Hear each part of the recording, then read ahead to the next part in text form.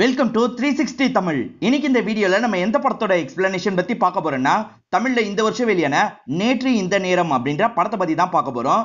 இது ஒரு பக்காவான மிஸ்ட்ரி த்ரில்லர் படம்னு சொல்லலாம். நீங்க எதிர்பார்க்காத நிறைய ட்விஸ்ட் அண்ட் டர்ன்ஸ் இந்த படத்துல வரும். இந்த படத்தோட பிளாட் என்னன்னு கேட்டீங்கன்னா, ஃப்ரெண்ட்ஸ் எல்லாம் சேர்ந்த மாதிரி ஊட்டிக்கு டூருக்கு வராங்க.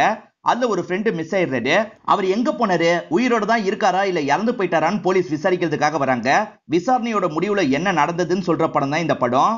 இப்ப டைம் வேஸ்ட் பண்ணாம நம்ம நேரடியா படத்தோட ஃபுல் எக்ஸ்பிளனேஷனுக்குள்ள போயிடலாம். படத்தோட ஸ்டார்டிங் சீனே 2022 சென்னையில நடக்கிறத நமக்கு காட்டுறாங்க. ஒரு பையன் ரிட்டையர் ஆன கான்ஸ்டபிளா பார்த்து பேசுறதுக்காக வந்திருக்காரு. தெரிஞ்சவங்க மூலியமா தான் இந்த கான்ஸ்டபிள பாக்குறதுக்காக வந்திருக்காரு.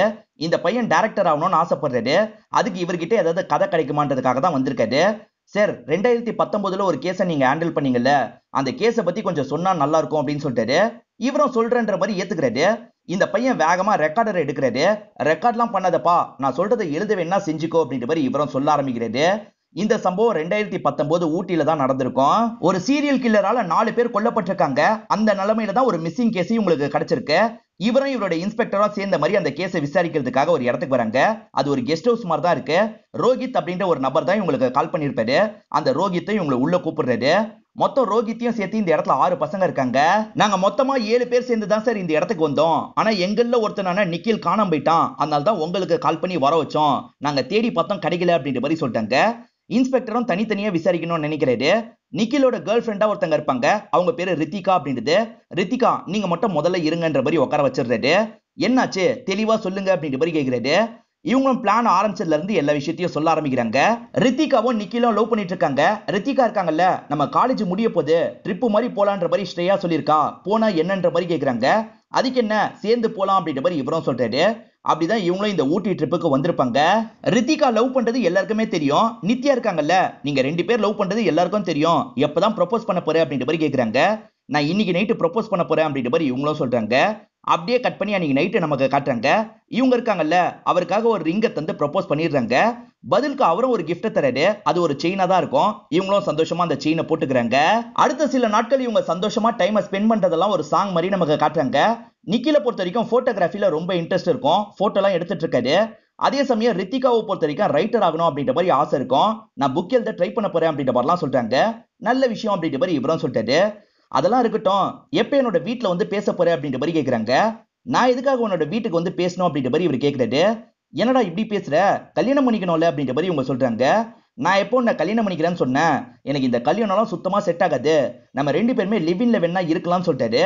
ஆனா அதுக்கு இவங்க ஏத்துக்க மாட்டாங்க. கண்டிப்பா கல்யாணம் பண்ணும், ஏன் இப்படி சொல்ற அப்படின்ற மாதிரிலாம் கேட்டுட்டு இருக்காங்க. நிக்கிலோட அப்பாவும் அம்மாவும் லவ் பண்ணி தான் கல்யாணம் பண்ணிருப்பாங்க. ஆனா அம்மா அப்பாவை டைவர்ஸ் பண்ணி வேற ஒரு நபரை கல்யாணம் பண்ணிருப்பாங்க. அப்பா அதையே நினைச்சு வேதடம் பட்டு இறந்து போயிருப்பாரு. இதனால்தான் இவர் கல்யாணம் பண்ணி கூடாது அப்படின்ற ஒரு எண்ணத்துல இருப்பாரு. இதெல்லாம் சோகமா சொல்லிட்டு இருக்காரு. ஆனா இந்த விஷயத்த ரித்திகா ஏத்துக்க மாட்டாங்க. இங்க இருந்து சோகமா நடந்து போக ஆரம்பிக்கிறாங்க. முதல் 2 நாள் இவங்க சந்தோஷமா டைமை ஸ்பெண்ட் பண்ணாங்கல்ல, இப்ப 2 பேருமே பேசிக்காம தனித்தனியா உட்காந்து இருக்காங்க. இவங்க சோகமா இருக்கிறத இவங்களோட ஃப்ரெண்ட்ஸும் நோட் பண்றாங்க. ஒரு பொண்ணு பேரு ஸ்ரேயா, இன்னொன்னு பொண்ணோட பேரு நித்யா அப்படின்றது. என்னாச்சு, எதனால இப்படி உட்காந்து இருக்க அப்படின்னு கேக்குறாங்க. இந்த இடத்துல ரித்திகாவும் நடந்த விஷயத்தெல்லாம் எக்ஸ்பிளைன் பண்றாங்க. இதை நினைச்சுதான் ஃபீல் பண்ணிட்டு இருக்கேன். எல்லா ஆண்களும் இப்படிதான் மோசமானவங்க அப்படின்ற மாதிரிலாம் சொல்லிட்டு இருக்காங்க. அவன் அப்படி பண்ணதுக்கு எதுக்காக எல்லா ஆண்களும் சொல்ற, எல்லா ஆண்களும் அப்படி கிடையாதுன்ற மாதிரி இவங்க சொல்றாங்க. நிக்கில வச்சு மட்டும் எல்லா ஆண்களும் சொல்ல, என் அக்கா லைஃபை வச்சுதான் சொல்றேன். என் அக்கா லவ் பண்ணி தான் என்னோட மாமாவை கல்யாணம் பண்ணிக்கிட்டா. என்னோட மாமா எப்ப பாரு குடிச்சு காசெல்லாம் செலவு பண்ணிட்டு இருந்தாரு. ஏகப்பட்ட கடன்லாம் வாங்கி வச்சிருந்தாரு. என் அப்பதான் அந்த கடன் காசெல்லாம் அடைச்சாரு. பெருசா பிரச்சனை பண்ணிக்கிட்டே இருப்பாருன்னு சோகமா சொல்றாங்க. இப்ப ஃப்ரெண்ட்ஸ் தான் இந்த இடத்துல சமாதானப்படுத்துறாங்க. மேற்கொண்டு நடந்த விஷயத்தை இன்ஸ்பெக்டர் கேட்கிறாரு. இவங்களும் சொல்ல ஆரம்பிக்கிறாங்க. இவங்க உட்காந்து இருக்கும் போது ரோஹித் பேசுறதுக்காக வராரு. இவங்க 2 பேருக்குள்ளயும் சண்டை ஏற்பட்டிருக்கிறது ரோஹித்துக்கு தெரிஞ்சிருச்சு போல. அது சம்பந்தமா கேட்கிறாரு. ஆமா, சண்டை ஏற்பட்டுச்சு அப்படின்ற மாதிரி இவங்களும் சொல்றாங்க. இப்ப ரோஹித் இருக்காரு பாத்தீங்களா, இவங்க மேல இன்ட்ரெஸ்ட் இருக்க மாதிரி பேசுறாரு. நீங்க பிரிஞ்சிருக்க டைம்ல சொல்றேன்னு நினைக்காத, காலேஜ் ஆரம்பிக்கும் போதுல இருந்தே உன்னை எனக்கு ரொம்ப பிடிக்கும் அப்படின்ற மாதிரி ப்ரொபோஸ் பண்றாரு. ஆனா இந்த விஷயத்துக்கு ரித்திகா ஏத்துக்க மாட்டாங்க. எனக்கெல்லாம் விருப்பம் இல்ல அப்படின்ற மாதிரி அவாய்ட் பண்ணிடுறாங்க. ரோஹித் ப்ரொபோஸ் பண்ணது எப்படியோ நிக்கிலுக்கு தெரிஞ்சிருது போல. நிக்கில் இருக்கான் பாத்தீங்களா, ரோஹித் கூட பயங்கரமா சண்டை போட்டுட்டு இருக்கான். சண்டை நடந்துட்டு இருக்கும் போது இந்த இடத்துக்கு வந்த ரித்திகாவும் தடுக்க பாக்குறாங்க. ஆனா இவங்க கேட்காம சண்டை போட்டுக்கிட்டே இருக்காங்க. இதனால ரித்திகா மத்த ஃப்ரெண்ட்ஸ்க்கு கால் பண்ணி இந்த இடத்துக்கு வர வச்சிடுறாங்க. எல்லாருமே சேர்ந்த மாதிரி இந்த இடத்துல தடுக்கிறாங்க. அதுக்கப்புறம் தான் பிரச்சனையை ஓரளவுக்கு இவங்க கண்ட்ரோல் பண்றாங்க. ரித்திகாவை பொறுத்த வரைக்கும் கையில போட்டிருந்த மோதிரத்தை கழட்டி தான் அவருக்கு தந்ததா சொல்லியிருப்பாங்க. ஆனா இன்னும் அந்த மோதிரம் இவங்க கையில தான் இருக்கு. இது எப்படின்ற மாதிரி இன்ஸ்பெக்டர் கேக்குறாரு. இந்த இடத்துல தான் இவங்க நடந்த வேற ஒரு விஷயத்த சொல்ல ஆரம்பிக்கிறாங்க. அந்த சண்டை முடிஞ்சதுக்கு அப்புறம் நிக்கில் கிட்ட பேசுறதுக்காக வந்திருப்பாங்க. அவன் என்ன ப்ரொபோஸ் பண்ணா உனக்கு ஏன் கோவம் வருது, அதான் நீ கல்யாணத்துல விருப்பம் இல்லைன்னு சொல்லிட்டல அப்படின்ற மாதிரி சொல்றாங்க. கல்யாணத்துல தான் விருப்பம் இல்லைன்னு சொன்னேன், ஆனா உன் கூட சேர்ந்து இருக்கிறதுல இப்பயே எனக்கு விருப்பம் அப்படின்ற மாதிரி சொல்லிட்டாரு. அந்த மாதிரி சேர்ந்து இருக்கிறதுல எனக்கு விருப்பம் இல்ல, கல்யாணம் தான் பண்ணணும்னு சொல்லிட்டாங்க. கல்யாணம் தான் பண்ணோம்னா என்னால முடியாதுன்ற மாதிரி ரிங்க கழட்டி போட்டு போயிருப்பாரு. இதனால இவங்களும் கீழே விழுந்த ரிங்க எடுத்து மாட்டியிருப்பாங்க. சரி, அவர் உங்களுக்கு ஒரு செயின் தந்தாருல, அந்த செயின் எங்க மிஸ் ஆகுது அப்படின்ற மாதிரி கேட்கிறாரு. இந்த இடத்துல இவங்க வேற ஒரு பிளாஷ்பேக்கா சொல்லிட்டாங்க. அந்த செயின் இவங்களுக்கு மிஸ் ஆயிருக்கும். மிஸ் ஆன செயினை தேடணுன்றதுக்காக இவங்களும் வாட்ச்மேனை பாக்குறதுக்காக வராங்க. இங்க சிசிடிவிலாம் இருக்குமா, என் செயின் மிஸ் ஆயிடுச்சு செக் பண்ணும் அப்படின்ற மாதிரி சொல்லிட்டாங்க. கொஞ்ச நாளைக்கு முன்னாடி இங்க ஷூட்டிங் நடந்ததுமா, ஃபுட்டேஜ் எல்லாம் லீக் ஆக கூடாதுன்றதுக்காக சிசிடிவி எல்லாம் கழட்டி வச்சிட்டாங்க. நான் வேணா தேடி பாக்குறேன், கிடைச்சா உங்ககிட்ட சொல்றேன் அப்படின்ற மாதிரி சொல்லிட்டாரு. இதுதான் நடந்தது அப்படின்ற மாதிரி இன்ஸ்பெக்டர் கிட்ட சொல்லிட்டாங்க. சரி, நிக்கில் எப்படி மிஸ் ஆனாரு அப்படின்ற மாதிரி இவர் கேக்குறாரு. நேத்து எல்லாருமே பயங்கரமா சரக்கு அடிச்சு மட்டையா இருப்பாங்க. காலையில முழிச்சு பார்க்கும்போது நிக்கில் இருக்க மாட்டாரு. இவங்கெல்லாம் சேர்ந்து தேடி இருப்பாங்க. கிடைக்கலன்னா ரோஹித் இருக்காரு பாத்தீங்களா, போலீஸ் கிட்ட சொல்லிடலாம் அப்படின்ற மாதிரி தான் இவருக்கு கால் பண்ணிருப்பாரு. சரி, நீங்க போங்க, உங்க ஃப்ரெண்டு நித்யாவை அனுப்பி விடுங்க அப்படின்ற மாதிரி இன்ஸ்பெக்டர் சொல்லிட்டாரு. இவங்க போயிடுறாங்க. நித்யா அந்த இடத்துக்கு வந்துடுறாங்க. சரிம்மா, நீ நடந்த விஷயத்த சொல்லு அப்படின்ற மாதிரி கேட்கிறாரு. நித்யாவும் நடந்த விஷயத்த சொல்ல ஆரம்பிக்கிறாங்க. இவங்க பாய் ஃப்ரெண்டு பேரு ரித்திக் அப்படின்றது. அவர் கூட சேர்ந்து பேசிட்டு இருக்காங்க. அவன்லாம் செயினை கிஃப்டா தந்திருக்கான், நீ என்ன தந்திருக்க அப்படின்ற மாதிரி கேக்குறாங்க. இன்ஸ்பெக்டரும் நிறுத்த சொல்லிடுறாரு. உங்க ரெண்டு பேரோட கொஞ்சம்லாம் என்கிட்ட சொல்லிட்டு இருக்காதமா, எனக்கு நிக்கில பத்தி சொல்லு அப்படின்ற மாதிரி கேக்குறாரு. இவங்களும் நிக்கில பத்தி ஒவ்வொரு விஷயமா சொல்ல ஆரம்பிக்கிறாங்க. இவங்களும் ஸ்ரேயாவும் சேர்ந்து பேசிக்கிட்டே நடந்து வந்துட்டு இருக்காங்க. அந்த இடத்துல பார்த்தா பசங்களுக்குள்ள சண்டை ஏற்படுது. நிக்கிலுக்கும் ரோஹித்துக்கும் தான் சண்டை ஏற்படுது. மத்தவங்க எல்லாம் சேர்ந்து தடுக்கிறாங்க.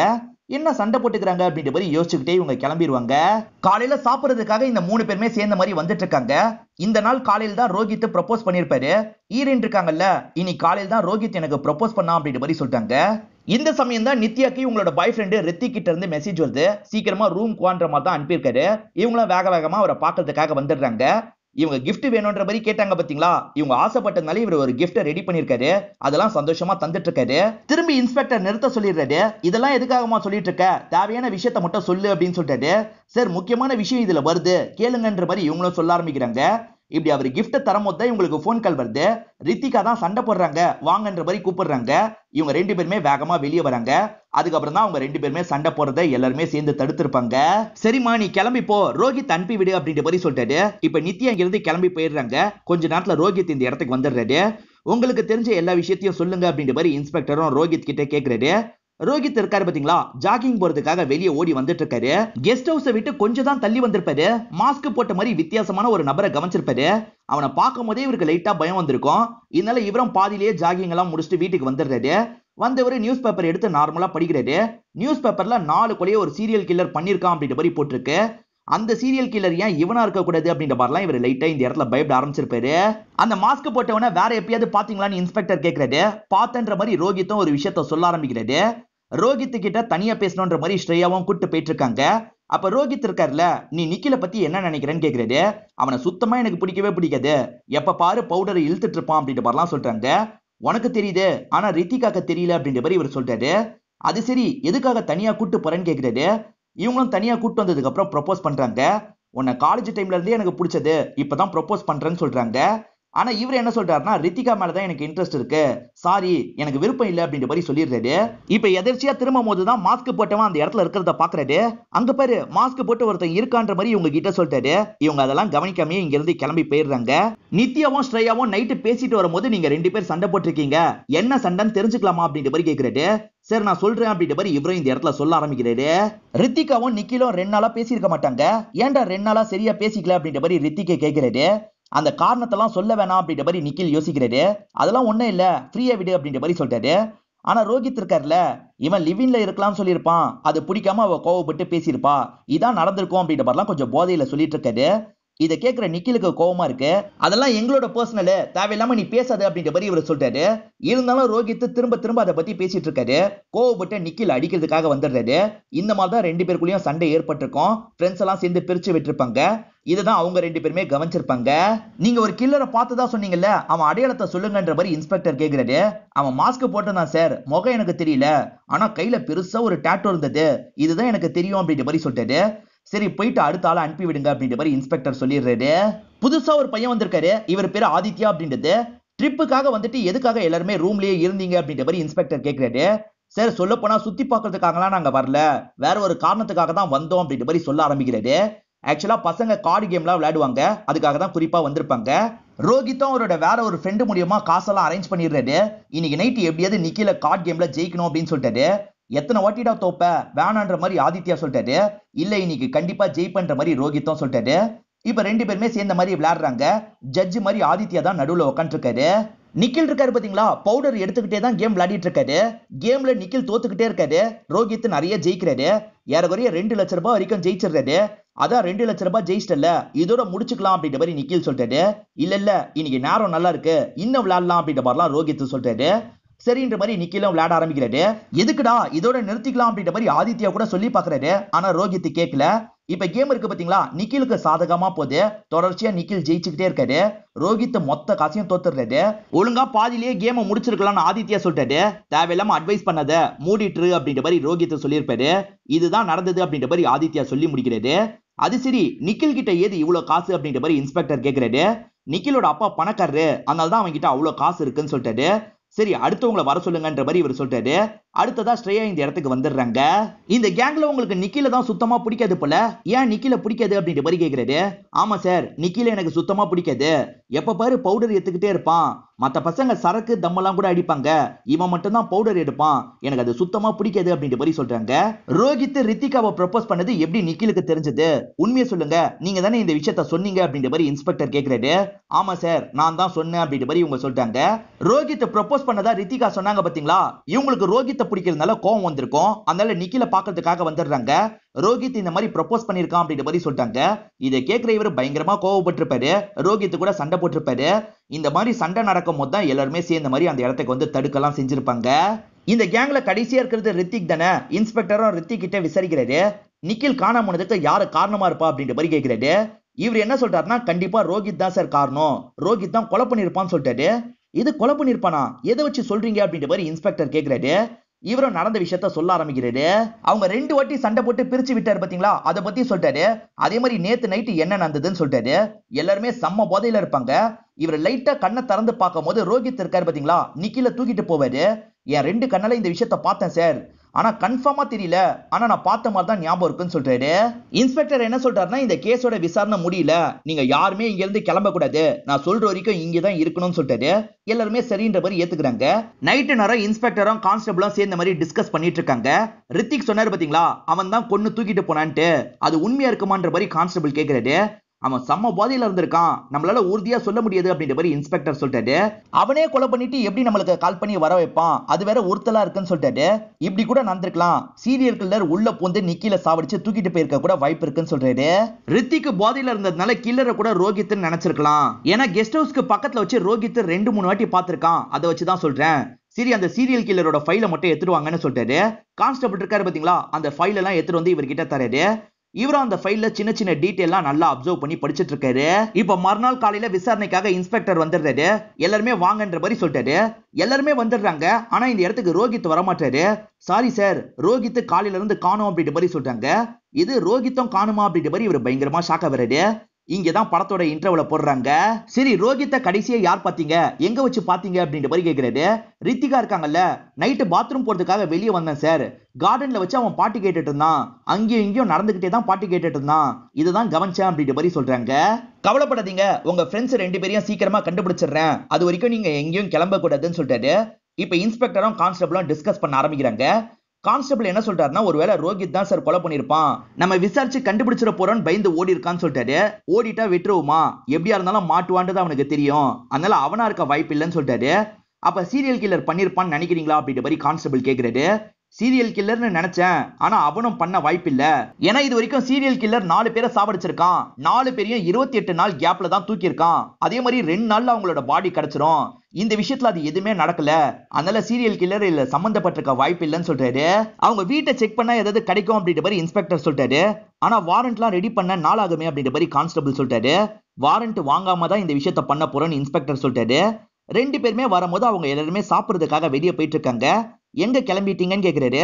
சாப்பிடுறதுக்குன்னு சொல்றாங்க. சரி கான்ஸ்டபிள் உங்க துணைக்கு வருவாரு அப்படின்ற மாதிரி கான்ஸ்டபிள கூட அனுப்பி வச்சிடுறாரு. அவங்க அங்க இருந்து கிளம்பும் போது எனக்கு கால் பண்ணுங்க அப்படின்ற மாதிரி சிக்னல்லயே கான்ஸ்டபிளுக்கு புரிய வச்சிடுறாரு. அவங்க வரதுக்குள்ள ஏதாவது கிடைக்குதா பாக்கணும்ன்ற மாதிரி இவர் செக் பண்றாரு. இப்போ ஒவ்வொருத்தரோட பேக்கை செக் பண்ணும் போதும் ஒவ்வொருத்தரோட சீக்ரெட் எல்லாம் தெரிய வருது. உதாரணத்துக்கு ஈரன் செயின் காணும் தானே சொன்னாங்க. ஆனா அந்த செயின் இங்கதான் இருக்கு. அதே மாதிரி நிக்கில் மட்டும் தான் பவுடர் எடுப்பாரு அப்படின்ற மாதிரி சொன்னாங்கல்ல. வேற ஒரு பொண்ணோட பேக்லயும் பவுடர் கிடைக்குது. அதே சமயம் ஆதித்யாவோட பேக்ல இருந்து ஒரு புல்லட் கிடைக்குது. இது எல்லாத்தையும் இவர் எடுத்து வச்சுக்கிறாரு. அப்பதான் கான்ஸ்டபிளும் அவங்க வந்துட்டு இருக்காங்க அப்படின்ற மாதிரி தகவலை கொடுக்குறாரு. அந்த சமயம் இன்ஸ்பெக்டர் இருக்காரு பாத்தீங்களா, அப்பதான் அந்த இடத்துக்குள்ள வந்த மாதிரிலாம் அவங்க கிட்ட நடிச்சிட்டு இருக்காரு. எல்லாருமே ரூம்குள்ள போறாங்க. ஸ்ரேயா வாங்க அவங்க கிட்ட பேசணும் அப்படின்னு சொல்லிட்டாரு. இவங்களும் பக்கத்துல வந்து என்ன விஷயம்னு கேக்குறாங்க. உங்களுக்கு சுத்தமா நிக்கில பிடிக்காது அப்படிதானேன்னு கேக்குறாரு. ஆமா சார் எனக்கு சுத்தமா பிடிக்காது அப்படின்ற மாதிரி சொல்லிட்டாங்க. அப்ப இந்த போட்டோக்கு என்ன சொல்ல போறீங்க அப்படின்ற மாதிரி போட்டோவை எடுத்து வைக்கிறாரு. பார்த்தா ரெண்டு பேருமே க்ளோஸா கிஸ்லாம் பண்ணிட்டு இருக்காங்க. இத பாக்குற ஸ்ரேயா ஷாக் ஆயிடுறாங்க. இங்கதான் உண்மையை சொல்றாங்க. ஆதித்யா, ஸ்ரேயா, நிக்கில் 3 பேருமே ஒரே ஸ்கூல்ல படிக்கிறவங்களா இருப்பாங்க. ஆதித்யா இவங்களோட ஃப்ரெண்டு தான். நான் நிக்கில் கிட்ட ப்ரொபோஸ் பண்ணிருக்கேன், என்ன சொல்ல போறான்னு தெரியல அப்படின்ற மாதிரி பேசிக்கிட்டே இவங்க வெயிட் பண்ணிட்டு இருக்காங்க. அப்பதான் நிக்கில் இந்த இடத்துக்கு வராரு. நிக்கில் வந்தோன்னா ஆதித்யாவும் இங்க இருந்து கிளம்பிடுறாரு. நிக்கில் இருக்காரு பாத்தீங்களா, எனக்கும் உன்னை பிடிச்சிருக்கு அப்படின்ற மாதிரி ப்ரொபோஸ் பண்றாரு. இவங்க பயங்கரமா சந்தோஷப்படுறாங்க. இவங்க ரெண்டு பேருமே சந்தோஷமா இருக்கிறத ஒரு சாங்கா நமக்கு காட்டுறாங்க. இவங்க ரெண்டு பேருமே கஃபேல வச்சு மீட் பண்ணிக்கிறாங்க. ஒரு முக்கியமான விஷயத்த சொல்லணும், என்னால கல்யாணம் பண்ணிக்க முடியாது, நம்ம லிவின்ல இருக்கலாம்னு சொல்லிட்டாரு. அதுக்கு இவங்க ஏத்துக்க மாட்டாங்க. அதனால இவங்க ரெண்டு பேருக்குள்ளயும் பிரேக்கப் எல்லாம் ஏற்பட்டிருக்கும். இதுதான் நடந்ததுன்னு சொல்லிட்டாங்க. இன்ஸ்பெக்டர் இருக்காரு பாத்தீங்களா, நீங்க ரோஹித் கிட்ட ப்ரொபோஸ் பண்ணீங்கல்ல, அவர்கிட்ட இத பத்தி எல்லாம் சொன்னீங்களான்னு கேக்குறாரு. இல்ல சார் இத பத்தி எல்லாம் சொல்லல அப்படின்ற மாதிரி சொல்றாங்க. ரித்திகாவும் நிக்கிலும் லவ் பண்ணிருக்காங்க.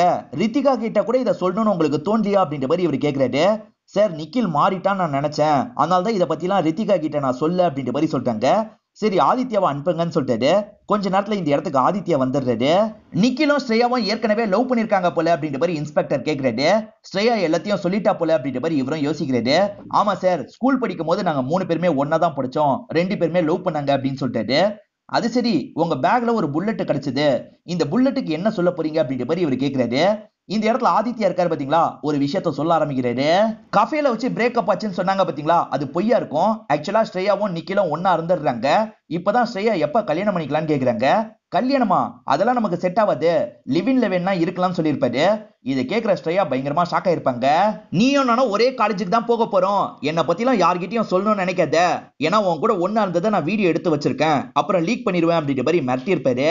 உண்மையை சொன்னா ஸ்ரேயாவோட பேர் கொஞ்சம் கெட்டு போயிடும்ல, அதுக்காக தான் இன்ஸ்பெக்டர் கிட்ட உண்மையை மறைச்சு பாலிஷா சொல்லியிருப்பாங்க. இன்ஸ்பெக்டருக்கும் புரிஞ்சிருது. புல்லட்டை பத்தி கேட்டேன், அதை பத்தி சொல்லுன்னு கேக்குறாரு. ஆதித்யாவும் இந்த இடத்துல சொல்ல ஆரம்பிக்கிறாரு. ஸ்ரேயா இருக்காங்க பாத்தீங்களா, ஆதித்யா கிட்ட பேசிட்டு இருக்காங்க. நிக்கில் கூட பழக்கம்லாம் முடிஞ்சு பல வருஷம் ஆயிருக்கும். இருந்தாலும் இப்ப ரித்திகா பின்னாடி அவர் சுத்திட்டு இருக்காருல்ல, அவனை மாதிரி ஆட்கள் எல்லாம் விடக்கூடாது, சாவடிக்கணும், நீயும் அதுக்கு ஹெல்ப் பண்ணும் அப்படின்ற மாதிரி கேக்குறாங்க. ஆதித்யாவும் நான் எப்படி ஹெல்ப் பண்ண முடியும்னு கேக்குறாரு. ஒரு கன்னை ரெடி பண்ணு, நம்ம போற ட்ரிப்ல வச்சு அவன் கதையை முடிப்போன்ற மாதிரி சொல்லியிருப்பாங்க. இவர் சரின்ற மாதிரி கன்னெல்லாம் அரேஞ்ச் பண்ணிருப்பாரு. ஆனா எதிர்பாராத விதமா நிக்கில் காணாம போயிட்டான். போலீஸ் வரப்போறாங்கன்னு தெரிஞ்சோன்னா அந்த கன்னை மறைச்சு வச்சிடணும்னு நினைச்சேன், அதனாலதான் இதே இடத்துல ஒரு இடத்துல தோண்டி புதைச்சு வச்சிருக்கேன், தெரியாதனமா புல்லட் மட்டும் பேக்ல இருந்தது போல அப்படின்ற மாதிரி சொல்றான். நிக்கில கொல்றதுக்கு இவ்வளவு பிளான் போட்டிருக்கீங்க, நீங்களே எதுக்காக இந்த கொலையை பண்ணிருக்க கூடாது அப்படின்ற மாதிரி இன்ஸ்பெக்டர் கேக்குறாரு. சார் நாங்க பிளான் போட்டது உண்மைதான், ஆனா சத்தியமா நாங்க பண்ணல, நம்புங்க அப்படின்ற மாதிரிலாம் சொல்லிட்டு இருக்காரு. ரோஹித் எல்லா கேம்லயும் தோத்துட்டதா சொன்னீங்க, ஆனா ரோஹித் பேக்ல அவ்வளவு காசு இருக்கு, அது எப்படின்ற மாதிரி இன்ஸ்பெக்டர் கேக்குறாரு. இதுக்கான காரணத்தையும் ஆதித்யா இந்த இடத்துல சொல்ல ஆரம்பிக்கிறாரு. எனக்கு அட்வைஸ் எல்லாம் பண்ணாது அப்படின்ற மாதிரி ரோஹித்தும் ஆதித்யாவை திட்டிருப்பாரு. ஆதித்யாவும் இங்க இருந்து எந்திரிச்சு கிளம்ப பாக்குறாரு. அப்ப ரோஹித் இருக்காருல்ல, வாங்கிட்டு ஒரு 5 லட்சம் ரூபாய் இருக்குல்ல, அதத்தான் நான் அதை வச்சு எப்படியாவது ஜெயிச்சிடுறேன் அப்படின்ற மாதிரி சொல்லிட்டாரு. ஏன் காசெல்லாம் தர முடியாது அப்படின்ற மாதிரி ஆதித்யாவும் சொல்லியிருப்பாரு. ஆனா அன்னைக்கு நைட்டு ரோஹித்தும் நிக்கிலும் விளையாடிட்டு இருக்காங்க. ஏதுல உனக்கு காசு அப்படின்ற மாதிரி இவர் ரோஹித் கிட்ட கேக்குறாரு. வேற யார் காசு, உன் காசு தான் எடுத்து விளையாடுறேன்னு சொல்லிட்டாரு. என் காசு எதுக்குடா எடுத்து அப்படின்ற மாதிரிலாம் ஆதித்யா சண்டை போடுறாரு. கேம் எனக்கு பாசிட்டிவா போகுது, அமைதியா இருன்ற மாதிரி ரோஹித் சொல்லிட்டாரு. இப்ப ரோஹித் தொடர்ச்சியா ஜெயிச்சிட்டு இருக்காரு. இவரோட 5 லட்சம் ரூபாயை வச்சு எக்ஸ்ட்ரா ஒரு 10 லட்சம் ரூபாய் ஜெயிச்சிடுறாரு. இதெல்லாம் பாக்குற ஆதித்யாக்கும் சந்தோஷமா இருக்கு. ஜெயிச்ச அமௌண்ட்லயும் நமக்கு ஷேர் கிடைக்கும் அப்படின்ற மாதிரிலாம் யோசிக்கிறாரு. இப்ப மறுநாள் பேசிக்கிட்டே நடந்துட்டு இருக்காங்க. எப்ப மச்சான் காசை பிரிச்சுக்கலான்னு கேக்குறாரு. என்ன காசுடா, உன் 5 லட்சம் ரூபாயை தந்துடுறேன்னு சொல்லிட்டாரு. இது 5 லட்சம் ரூபாய் மட்டும் தான் தருவியா, நீ ஜெயிச்ச காசுலயே எனக்கு பங்கு இருக்கு தான்ற மாதிரி இவர் கேட்டிருப்பாரு.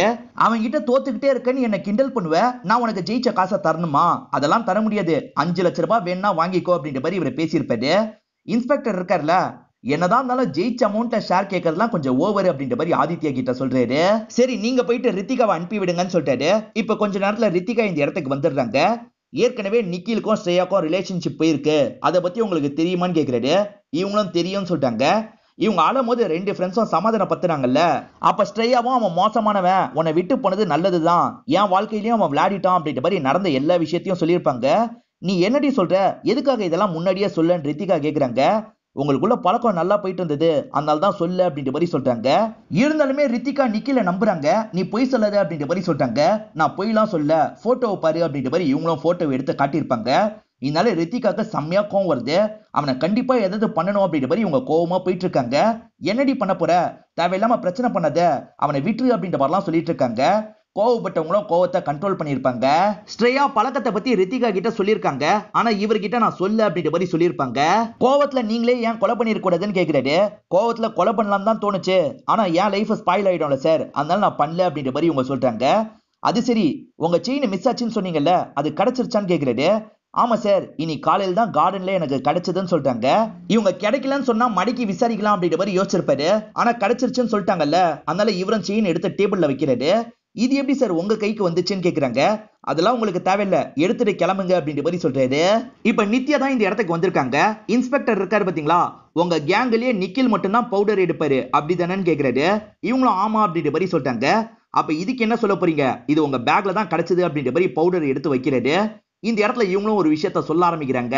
எனக்கு எந்த கிஃப்டும் வாங்கி தரலன்னு பாய் ஃப்ரெண்ட் கிட்ட பேசினாங்கல்ல, அந்த சீனை தான் நமக்கு காட்டுறாங்க. இவங்க பாய் ஃப்ரெண்டு கூட பேசிட்டு இருக்கும் போது கரெக்டா அந்த இடத்துக்கு ரித்திகா வந்துடுறாங்க. ரித்திகாவும் இந்த பாக்கெட்டை மட்டும் நீ வச்சுக்கிறியா அப்படின்ற மாதிரி கேக்குறாங்க. ஏன்னா நிக்கில் ட்ரக் நிறைய எடுக்கிறாருல, அவர் உடம்பு கெட்டு போயிடக்கூடாதுன்றதுக்காக கொஞ்சம் ட்ரக் பாக்கெட்டை அவருக்கு தெரியாம எடுத்துட்டு வந்து தந்திருக்காங்க. அவ தந்துதான் சார் என் கைக்கு வந்தது, மத்தபடி எனக்கும் இதுக்கும் சம்பந்தம் இல்லை அப்படின்ற மாதிரி சொல்றாங்க. சரி உங்க பாய் ஃப்ரெண்டை அனுப்பி வைங்கன்னு சொல்றாரு. இப்ப ரித்திக் இந்த இடத்துக்கு வந்துடுறாரு. ரித்திக் கிட்ட அந்த ட்ரக் பாக்கெட்டை பத்தி கேட்கிறாரு. இந்த இடத்துல ரித்திக்கும் நடந்த விஷயத்த சொல்ல ஆரம்பிக்கிறாரு. இவங்க ரெண்டு பேர் பேசிட்டு இருக்கும் போது ரித்திகா வந்ததா அவங்க சொன்னாங்கல்ல, ஆனா உண்மையில அந்த இடத்துக்கு நிக்கில் தான் வந்திருப்பாரு. வந்த நிக்கில் இருக்காரு பாத்தீங்களா, நீ கேட்ட மாதிரியே ட்ரக் எடுத்துட்டு வந்துட்டேன் அப்படின்ற மாதிரி இவங்க கிட்ட ட்ரக் தர்றாரு. ஆக்சுவலா நித்யாக்கும் ட்ரக் எடுக்கிற பழக்கம்லாம் இருக்கும். இந்த ட்ரக் எல்லாம் எடுக்காதன்னு உங்ககிட்ட எத்தனை வாட்டி சொல்லியிருக்கேன், எப்பதான் விட போற அப்படின்ற மாதிரி ரித்திக் கேக்குறாரு. ப்ளீஸ் பா, இதுல மட்டும் என்ன கண்ட்ரோல் பண்ணது அப்படின்ற மாதிரி நித்யாவும் சொல்றாங்க. இப்ப ரித்திக் இருக்காருல, நிக்கில் கிட்ட பேசுறதுக்காக வராரு. அவ ட்ரக் கேட்டாலும் இதுக்கப்புறம் தராத, காசு வேணா நான் தனிப்பட்ட முறையில தந்துடுறேன் அப்படின்ற மாதிரி ரித்திக்கும் சொல்லிட்டாரு. சரின்ற மாதிரி நிக்கில் ஏத்துக்கிறாரு. உங்ககிட்ட வேற ஒரு விஷயத்த கேட்கணும், உன் கேர்ள் ஃப்ரெண்டு கூட ஒரு நாள் சந்தோஷமா இருக்கணும், அதுக்கு ஏற்பாடு பண்ணுன்னு சொல்லிட்டாரு. கோவப்பட்ட இவர் இருக்காரு பாத்தீங்களா, என்னடா சொன்ன அப்படின்ற மாதிரி இவரோட காலர்லாம் பிடிச்சிடுறாரு. அவசரப்படாத, அவ குளிச்சதை அவளுக்கே தெரியாம வீடியோ எடுத்திருக்கேன், பாக்குறியான்ற மாதிரி அந்த வீடியோவை காட்டுறாரு. இந்த வீடியோ நெட்ல போக கூடாதுன்னா ஒழுங்கா நான் சொன்னதை பண்ணு அப்படின்ற மாதிரி மிரட்டுறாரு. வீடியோவை பார்த்தவரு செம்மையா அப்செட் ஆயிடுவாரு. உடனே கேர்ள் ஃப்ரெண்ட ரூம் குவான்ற மாதிரி மெசேஜ் பண்றாரு. பேசி முடிச்சுட்டு அவங்களும் வேகமா ரூம் வந்துடுறாங்க. என்னாச்சுன்னு கேக்குறாங்க. ட்ரக் எடுக்காதான்னு சொன்னல, கேட்டியா, அவன் என்ன பண்ணிருக்கான் பாரு அப்படின்ற மாதிரி அந்த வீடியோவை பத்தி எல்லாம் சொல்றாரு. இதை கேட்கிற இவங்களுமே உடஞ்சு போயிடுறாங்க. இப்ப என்ன பண்றது அப்படின்ற மாதிரிலாம் கேக்குறாங்க. எப்படியாவது சமாளிப்போம் அப்படின்ற மாதிரி இவரும் ஆறுதல் சொல்றாரு. அப்பதான் ரெண்டு பேர் சண்டை போடுறாங்க. வாங்கன்ற மாதிரி ஈரின் கால் பண்ணிருப்பாங்க. கேர்ள் ஃப்ரெண்ட் மானத்தை காப்பாத்துறதுக்காக கொலை பண்ணிருக்கீங்க அப்படிதானேன்னு கேக்குறாரு. சார் அவனை கொலை பண்ணணும்னு நினைச்சேன், ஆனா சத்தியமா நான் கொலை பண்ணல, நான் பார்த்ததா சொன்ன எல்லாமே உண்மைன்னு சொல்றாரு. இன்ஸ்பெக்டருக்கு இவங்க யார் மேலயும் நம்பிக்கை இல்ல. ஏன்னா எல்லாருமே ஒவ்வொரு விஷயத்த மறைச்சு தானே சொல்றாங்க. அதனால எல்லாரையும் கூப்பிட்டு கண்டபடி திட்டுறாரு. ஆதித்யா இருக்காருல, சர்ச் வாரண்ட் இல்லாம முதல்ல எப்படி சார் சர்ச் பண்ணுவீங்க, இதுவே முதல்ல தப்பு அப்படின்ற மாதிரிலாம் சொல்லிட்டு இருக்காரு. ஓஹோ, நாங்க தப்பு பண்ணதா சொல்றீங்களா, சர்ச் வாரண்ட் என்ன, அரெஸ்ட் வாரண்டோடைய சீக்கிரமா வரன்ற மாதிரி கோவமா பேசுறாரு. அப்பதான் கான்ஸ்டபிள் மூலியமா ஒரு தகவல் கிடைக்குது. ஒரு இடத்துல பாடி கிடைச்சிருக்கு சார், உடனே போனோம் அப்படின்ற மாதிரி கான்ஸ்டபிள் சொல்றாரு. இவங்க ரெண்டு பேருமே அந்த பாடியை பாக்குறதுக்காக வந்துடுறாங்க. அந்த இடத்துல பார்த்தா ரோஹித்தோட பாடி தான் இவங்களுக்கு கிடைச்சிருக்கு. அந்த சீரியல் கில்லர் எப்படி கொல்லுவானோ அதே மாதிரி தான் பாடி கிடைச்சிருக்கு. கரெக்டா 48 மணி நேரம் கழிச்சு பாடி கிடைச்சிருக்கு. பாடியை முதல்ல யாரு பார்த்தது அப்படின்ற மாதிரி விசாரிக்கிறது. வேலையை முடிச்சுட்டு வரும்போது நான் தான் சார் பார்த்தேன் அப்படின்ற மாதிரி ஒரு நபர் சொல்றாரு. அவர் பார்த்த விஷயத்த தெளிவா எக்ஸ்பிளைன் பண்றாரு. அவர் வேலையை முடிச்சுட்டு நடந்து வந்துட்டு இருக்காரு. ரோஹித்தோட பாடியை கில்லர் போடுறான்.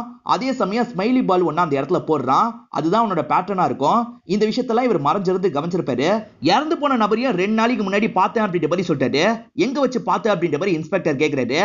நைட்டு வேலையை முடிச்சுட்டு இந்த நபர் நடந்து வந்துட்டு இருப்பாரு. அப்ப ரோஹித் இருக்காருல, ஒரு இடத்துல குழியெல்லாம் மூடி வச்சிட்டு இருக்காரு.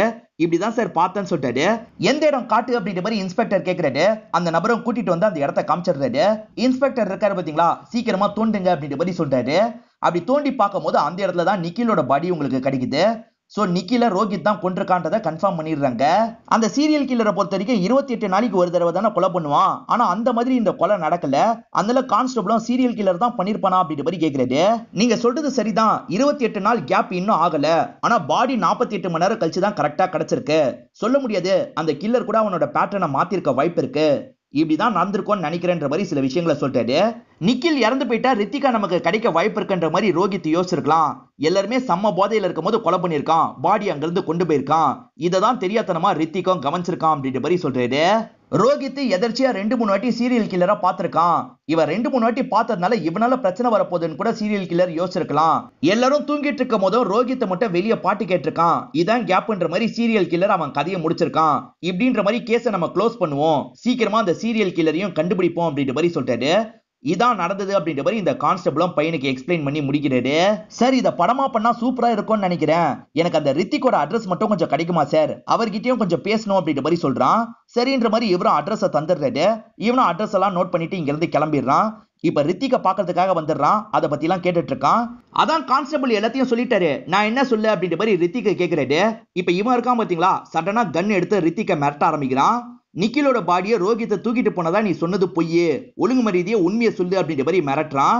இந்த இடத்துல ரித்திகோ நடந்த விஷயத்த சொல்றாரு. ரோஹித் நிக்கில தவிர எல்லாருமே சாப்பிடறதுக்காக வந்திருக்காங்க. இந்த இடத்துல ரித்திக் ரொம்ப சோகமா இருக்காரு. ரித்திகாவும் என்னாச்சுன்னு கேக்குறாங்க. நிக்கில் பண்ணான் பாத்தீங்களா, அதை பத்திலாம் இந்த இடத்துல எக்ஸ்பிளைன் பண்ணிட்டாரு. அவன் அவ்வளவு மோசமா நடந்துக்கிறானா அப்படின்ற மாதிரி எல்லாருமே யோசிக்கிறாங்க. ஏற்கனவே ஆதித்யாவும் ஸ்ரேயாவும் பழி வாங்கணும்னு நினைச்சாங்கல்ல, இப்ப 4 பேருக்கு மோட்டிவ் செட் ஆயிருது.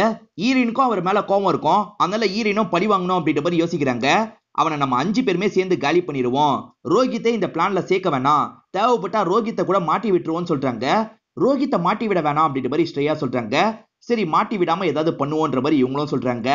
ரித்திகா கிரைம் நாவல்லாம் படிக்கிறாங்கல்ல, அதனால ஐடியா இருக்கும். இவங்க சிசிடிவி கேமராலாம் இருக்கான்னு வேணும்ட்டே விசாரிக்கிறதுக்காக தான் வந்திருப்பாங்க. அன்னைக்கு நைட்டு எல்லாருமே சேர்ந்து சரக்கெல்லாம் அடிச்சிட்டு இருப்பாங்க.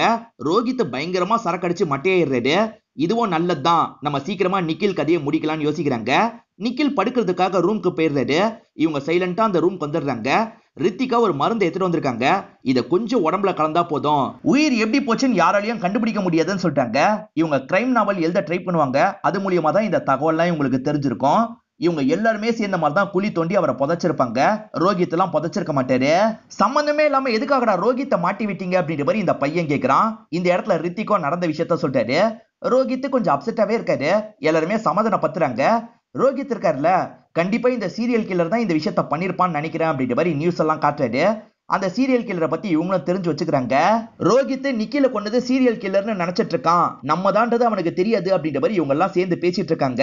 இவங்க பேசிட்டு இருக்கும் போது எதர்ச்சியா அந்த இடத்துக்கு ரோஹித் வந்துடுறாரு. அடப்பாவீங்களா, நீங்க தான் பண்ணீங்களா அப்படின்ற மாதிரி ஷாக் ஆகுறாரு. இவங்க பேசிக்கிற எல்லா விஷயத்தையும் ரெக்கார்ட்லாம் பண்ண ஆரம்பிக்கிறாரு. எப்படி ஒரு கொலையை சாதாரணமா பண்ணி முடிச்சு அப்படின்ற மாதிரி ஸ்ரேயா கேக்குறாங்க. இந்த இடத்துல ரித்திகாவும் காரணத்தை சொல்ல ஆரம்பிக்கிறாங்க. ரித்திகா ஏற்கனவே அக்காவை பத்தி சொன்னாங்கல்ல, அக்காவோட ஹஸ்பண்ட் குடின்னு எப்பவுமே சுத்திக்கிட்டே இருப்பாரு. அக்கா இருந்தாலும் பரவாயில்ல அப்படின்ற மாதிரி அட்ஜஸ்ட் பண்ணி வாழ்ந்துட்டு இருப்பாங்க. அக்கா ஒரு நாள் வரும்போது ஒரு ஷாக்கிங்கான விஷயத்த பாக்குறாங்க. மாமா வேற ஒரு பொண்ணு கூட க்ளோஸா இருக்காரு. இத பாக்குற இவங்க பயங்கரமா ஷாக் ஆயிடுவாங்க.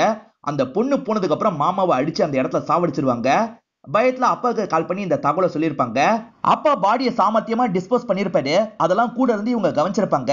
அதுக்கப்புறம் போலீஸ் கிட்ட மிஸ் ஆயிட்டாரு அப்படின்ற மாதிரி கேஸ் எல்லாம் கொடுத்திருப்பாரு. ஏற்கனவே அனுபவம் இருக்கு, அதனால தான் கூலா பண்ண அப்படின்ற மாதிரி சொல்லிட்டு இருக்காங்க. இது எல்லாத்தையும் இவர் ரெக்கார்ட் பண்ணிடுறாருல, இவர் ரெக்கார்ட் பண்ணதை ஃப்ரெண்ட்ஸ் கவனிச்சிடுறாங்க. இவரும் பயந்து வேகமா ஓட பாக்குறாரு. அப்பதான் பின்னாடி துரத்திட்டு வந்த ரித்திக்கும் மண்டிலே அடிச்சிடுறாரு. எதுக்காக மண்டியில அடிச்சு அப்படின்ற மாதிரி இந்த இடத்துல ஸ்ரேயாவும் கோவப்படுறாங்க. வேற வழி இல்ல, அதனாலதான் இப்படி அடிச்சிட்டேன் அப்படின்ற மாதிரி சொல்லிட்டாரு.